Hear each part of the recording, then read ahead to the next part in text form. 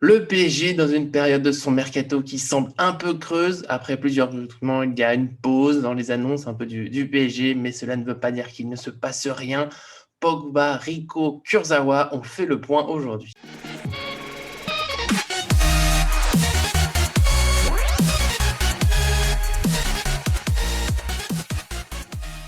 Bonjour à toutes et à tous, bienvenue dans ce nouveau PF Mercato. Durant tout l'été, on vous tient au courant des rumeurs et pistes autour du PSG avec nos informations quand on le peut.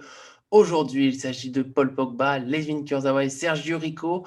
Avant de se lancer dans le vif du sujet, s'il vous plaît, n'oubliez pas de mettre un petit j'aime sur la vidéo, ça nous aide énormément. Et vous pouvez aussi donner votre avis sur chaque dossier, le Mercato parisien, dans les commentaires. Je serai ravi d'en parler avec vous comme à chaque fois. Donc, comme je l'ai dit, aujourd'hui, on va faire le tour un peu de ces trois dossiers principaux de ces derniers jours, notamment de Pogba. Mais on commence avec les ventes, un point important dans le mercato du PSG, maintenant qu'il y a eu 4 recrues. Le problème, c'est que ça avance très doucement. C'est difficile, c'est toujours difficile de vendre, surtout que Leonardo a déjà dit que ce n'est pas son point fort. Mais là, en plus, il y a une difficulté, c'est que les joueurs ne veulent pas forcément partir. On l'a vu avec Layvin Kurzawa, l'arrière-gauche de 28 ans, sous contrat jusqu'en 2024, aurait pu aller au Galatasaray. Les deux clubs ont discuté. Ça a même bien avancé. Il y avait de l'espoir du côté parisien, mais il y a toujours eu cet obstacle. C'était la volonté de Kurzawa. Eh bien, il a finalement décidé de fermer cette porte parce que c'est pas une destination qui l'intéresse. Il estime que c'est pas assez bien pour lui. Il rêve notamment de Première Ligue. Ça, on le sait. Le problème, c'est qu'il y a très peu d'offres de ce côté-là. Et en attendant, le Galatasaray, tout simplement, est passé à autre chose. Vous ne pouvez pas attendre indéfiniment de peut-être avoir l'accord de Kurzawa. Et il y a eu le recrutement ce mercredi de Patrick Van Aanholt, désolé, pas facile à dire, l'arrière-gauche de 30 ans, il est en fin de contrat à Crystal Palace, plus facile à convaincre. Donc voilà, ils sont passés là-dessus. Ça fait une porte qui se ferme pour Kurzawa. On ne peut pas dire qu'il partira pas. On peut y avoir de l'espoir. Il reste du temps dans ce mercato. Il peut y avoir des clubs intéressés. Peut-être qu'une offre finira par le convaincre, mais on ne peut pas cacher qu'il y a une petite inquiétude au PSG de tout simplement pas trouver une porte de sortie intéressante pour le club et pour lui, même si Paris est très ouvert aux offres, tout simplement, s'il y a l'envie de le remplacer. Mais voilà, ça va être encore un peu long. Pour l'instant, on n'a pas d'indication sur un transfert proche. Galatasaray, c'était le plus grand espoir des derniers jours. Pour l'instant, c'est fermé. Heureusement, il y a d'autres joueurs qu'on peut toujours essayer de vendre d'ici là, même si là aussi, ça reste compliqué. On l'a vu avec Sergio Rico.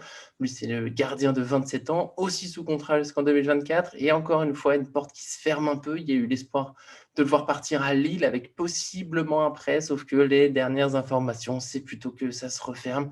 Lille ne veut pas faire un forcing non plus pour recruter ce gardien. Ils ont d'autres pistes. Ils avaient plutôt la volonté de tenter un prêt avec le PSG qui prendrait une partie du salaire en charge et le PSG n'a pas été convaincu tout simplement parce qu'il se retrouve certes à vider un peu son fictif côté gardien, donc ça fait un cas à gérer en moins. Le problème c'est que ça rapporte pas grand-chose, que ça reporte un peu le problème et donc il n'y a pour l'instant pas d'accord, rien qui se dessine.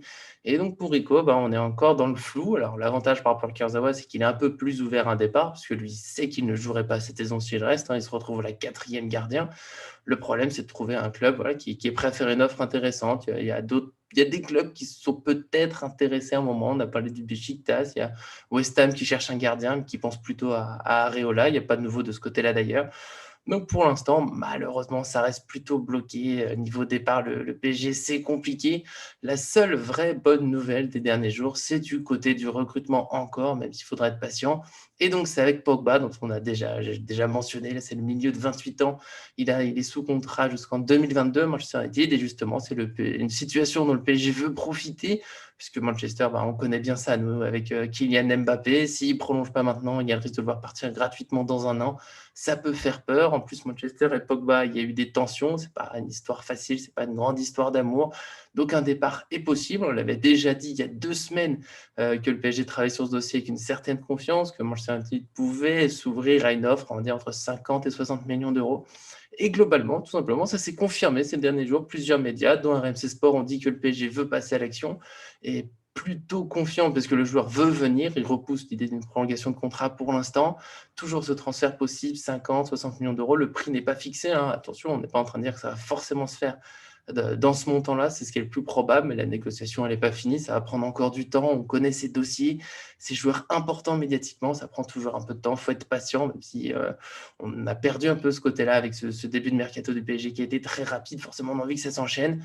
faut pas oublier qu'on a eu des mercatos qui se sont finis à la dernière journée, donc il faudra attendre. Peut-être pas jusque-là pour Pogba, mais il va falloir encore être patient cet été. Ça avance bien, donc pour Pogba, je le redis, mais c'est toujours pas fait. Au moins, ça avance, c'est-à-dire que c'est déjà mieux que beaucoup de dossiers de ce mercato parisien, parce que pour l'instant, on le redit, il y a une grosse envie de vendre, forcément. Il y a eu des arrivées, il y a un effectif où il y a des postes où il y a trop de joueurs, comme au milieu de terrain.